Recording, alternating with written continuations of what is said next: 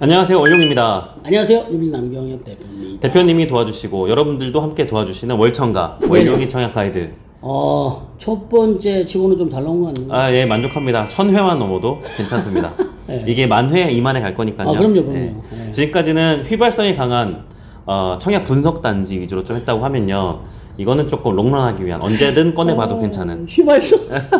예. 인정할 건 인정해야죠. 네네. 안내 드린 바와 같이 댓글을 통해서 다음 주제를 선정한다 그랬잖아요. 네네. 그 전에 앞서서 네. 의미 있는 댓글 2개 먼저 읽고 그 다음에 세 번째 댓글을 이번 월청가 2탄으로 해보겠습니다. 알겠습니다. 그럼 제가 일단 질문하신 거에 대해서 제가 한번 읽어보면서 여쭤보겠어. 알겠습니다. 그러면 댓글 보시죠. 네네. 알겠습니다. 그럼 댓글 보시죠.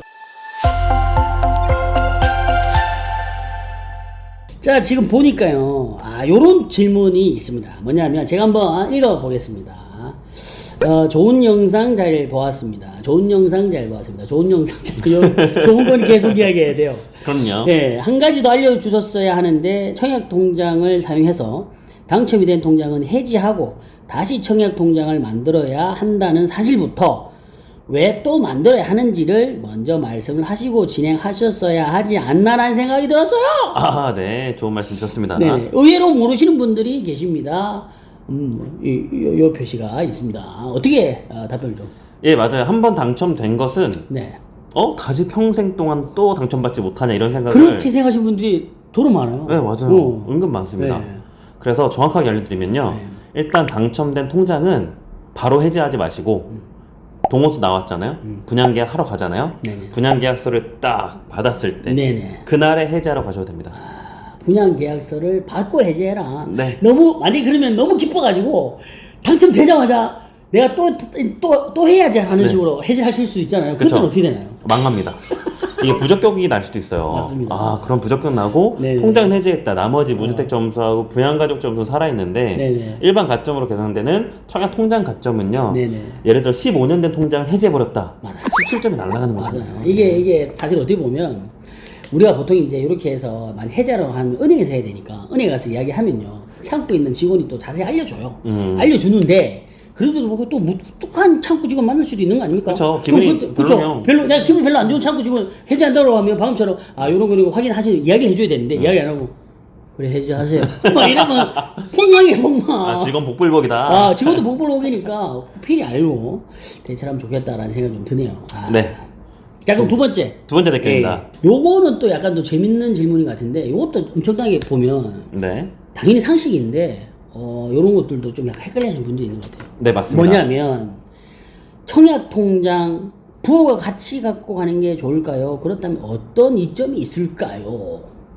예, 항상 이게 제 시각에서는요. 네네. 당연한 거 아닌가 싶은데 맞아요. 저도 이제 잘 몰랐던 꼼꼼한 시절이 있지 않습니까? 네네네. 같은 생각을 했었어요. 네. 당연히 같이 갖고 가는 겁니다. 무조건 같이 가는 거예요, 무조건. 그럼요. 지금은 규제 지역이라는 놈이 있어서 네. 세대주 요건, 즉 부부 중 두 사람이 세대주가 안 되잖아요. 그렇죠. 각각 따로 분리하면 모를까? 네. 한 집에서 산다고 하면 세대주는 한 명이기 때문에 네. 부부 중 한 사람만 청약할 수 있단 말이에요. 규제 그럼요. 지역에서. 예. 그래서 그 생각 하에 이런 질문 남기신 것 같은데 맞아요. 세대 원도 청약할 수 있는 비규제 지역이면 맞습니다. 또는 지금 규제인데 비규제 지역으로 바뀌게 되면 네네. 지금 이제 물망에 오른 도시가 몇 개 있잖아요. 뭐 그렇죠, 대전이나 청주나 천안 이런 데도 네네네네. 이번에 대구도 이제 조정 대상 지역에서 해제된 곳이 해제됐죠. 해제돼야지. 그렇죠. 네. 그러면 부부가 세대원인 부부도 청약이 된다입니다. 여기서 추가로 하나 더 말씀을 좀 드리고 싶은 게 뭐냐면 네. 만약에 자녀가 있다. 미취학 자녀가 있다. 그래도 어떻게 된다? 청약 통장 만들어라. 무조건 만들어라. 만들어 놓고 묵혀둬라. 그쵸. 그 이야기를 하시려고 했던 거 아닌가요? 아니요. 말씀해 주셔서 감사합니다. 이것도 이제 소주제로 괜찮은 것 같아요. 네네. 팁 하나 드린다고 하면 증여에 관심 많으신 분들 분명 있을 거예요. 있죠, 사업이 있죠. 잘 되거나 고액 연봉자가 된다거나 네네. 이런 식으로 좀 자산이 많이 상승되신 분들은 나중에 결국 증여 문제에 관여를 하게 됩니다. 네. 그럼 이것도 미성년. 중요의 또 꿀팁이잖아요. 그렇죠. 네. 대표님 이제 10년간 미성년자 네. 이게 얼마의 증여가 가능한지 2천만 원이죠. 그쵸. 그래서 그 범위 안에서도 성년이 아닌 만 19세 미만의 자녀라도 이렇게 증여 용도로 활용도 가능하다는 부분입니다. 맞습니다. 그래서 꼭 화제된다. 네. 요런 얘기를 드리고 싶은 거고. 자, 그러면 마지막 이제 세 번째 질문인데 요게 이제 우리 오늘 또 월총가의 또 주제가 되지 않겠습니까? 맞습니다. 제가 좀 읽어보겠습니다. 원룡님 언급 안 하신 것 중에 궁금한 게 있어서요. 1주택자인데요. 국민주택 넣을 수 있는 청약저축을 보유 중인데요. 일반 청약통장으로 바꾸는 게 좋을까요? 굉장히 좋은 질문입니다. 네네. 이게 정확한 용어로 다시 한번 설명드릴게요. 청약저축이라는 용어는 맞아요. 그리고 공공분야 위주로만 넣을 수 있는 것도 맞습니다. 근데 여기서 일반 청약통장으로 말씀하신 거는 세 개 중에 하나입니다. 맞아요. 세 개 중에 하나입니다. 예. 잘 들으세요. 지금 유일하게 가입 가능한 통장인 주택청약 종합저축. 종합저축. 이쪽으로는 못 바꿔요. 네네. 법으로 정해졌고요. 왜 못 바꿀지 모르겠어요. 저도요. 아, 그냥 해주지 그냥. 우리가 모르고 있는 건 아닌가요? 아닙니다. 아, 예. 절대 안 됩니다. 안 된답니다. 예. 자, 두 번째. 그래서 청약 부금 또는 청약 예금 이 두 개 예금. 중에 하나로 바꿀 수가 있습니다. 맞습니다. 그러니까 세 가지가 있는데 어쨌든 한 개는 무조건 안 되고 네. 그리고 두 가지 부금과 예금이 있는데 그 중에서 부금은 안 된다. 의미가 없죠. 의미가 없다. 왜? 왜냐하면 민간 분양이라고 하는 거잖아요. 네네. 브랜드 아파트, 자이나 에스테이트 네네네. 이런데 전용 면적 85제곱 미만. 그쵸. 아, 만 할 수 있는 게 부금. 네네. 예금은 전체 다 할 수 있다. 네. 바꿀 바에는 그냥 예금으로 바꾸는 게 당연히 나은 거고요. 부금으로 바꿀 수 있으나 바꿀 이유가 없는 거죠. 그렇습니다.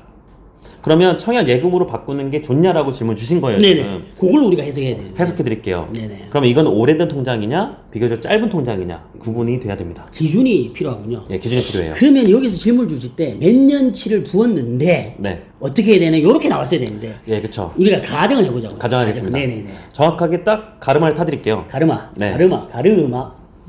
2009년도 3월 이내 밑으로. 네, 밑으로 네. 그때 가입한 청약저축통장이면요 네네. 안 바꾸시는 게 좋습니다. 안 바꾸는 게 좋다. 네. 아, 그리고 2009년도 5월 이후에 가입한 청약통장은 네네. 예금으로 바꿀까 고민해도 된다. 아, 고민이 된다. 예, 왜냐하면 고민해도 된다는 얘기는 해란 얘기예요, 말란 얘기예요.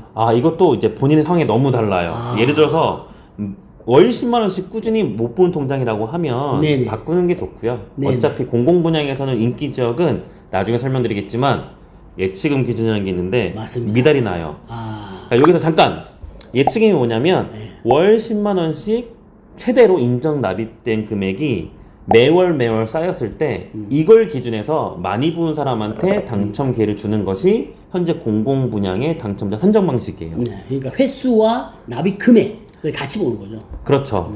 근데 과거에 막 10년 동안 안 부었다. 지금 부으려고 한다. 네네. 그러면 이것도 인정 기간이 바로 효력이 발생하는 게 아니라 또 몇 년치가 더 쌓여야 돼요. 쌓여야 기간 인정을 받는군요. 예, 맞습니다. 그래서 이거를 한 5년, 10년 뒤에 써먹을래라고 하면 당장 바꾸지 않고 쭉 가도 되지만 이거를 5년, 10년 안에 뭔가 브랜드 아파트 당첨받고 싶어요. 그러면 예금으로 바꾸시는 게 좋습니다. 근데 이제 어떤 경우에 바꾸지 않는 게 좋냐면요. 월 10만 원씩 계속 부었고요. 네네. 종합저축은 2009년도 5월 달부터 가입이 되었기 때문에 네. 걔네들이 월 10만 원씩 부은 거와 네. 청약저축통장을 그 이전부터 부은 거는 물리적인 절대적인 차이가 있죠. 그렇죠. 차이가 있죠. 네, 10만 원이라도. 그 전에 무조건 하신 분은 절대 해제면 안 된다.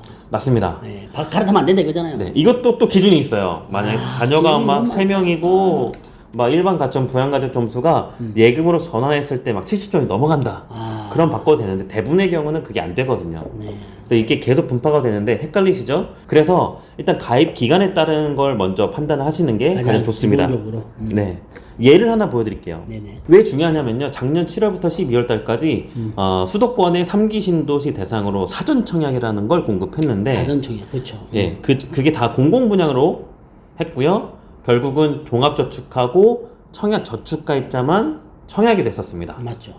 근데 주택청약 종합저축이 당첨이 거의 안 된 이유가 이런 거죠. 2천만 원 예치금 이상. 특히 고향 창릉 신도시 2,400만 원. 이런 분들이 이거는 너무 많아. 그쵸. 지금 많아요. 맞아.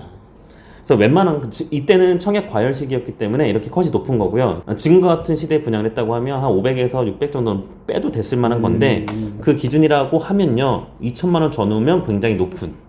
높은 납입 금액이다. 그쵸.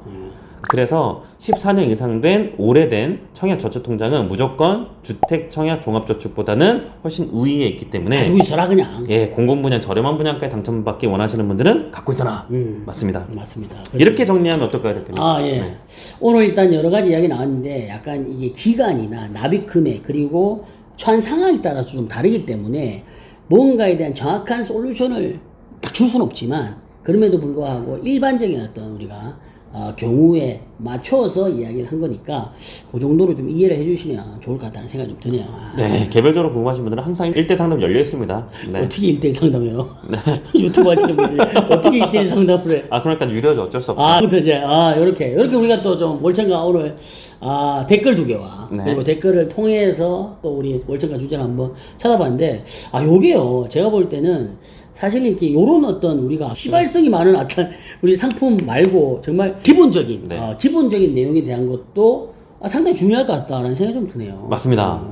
자, 그러면 이번 영상이 올라간 이후에 또 댓글로 남겨주시는 좋은 내용 가지고 3탄 한번 만들어 보도록 하겠습니다. 알겠습니다. 오늘도 시청해주셔서 감사드리고요. 오늘의 영상이 좋으셨다면 좋아요, 구독, 댓글과 함께 여러분들 많은 응원 바랍니다. 다음에 또 만나겠습니다. 안녕.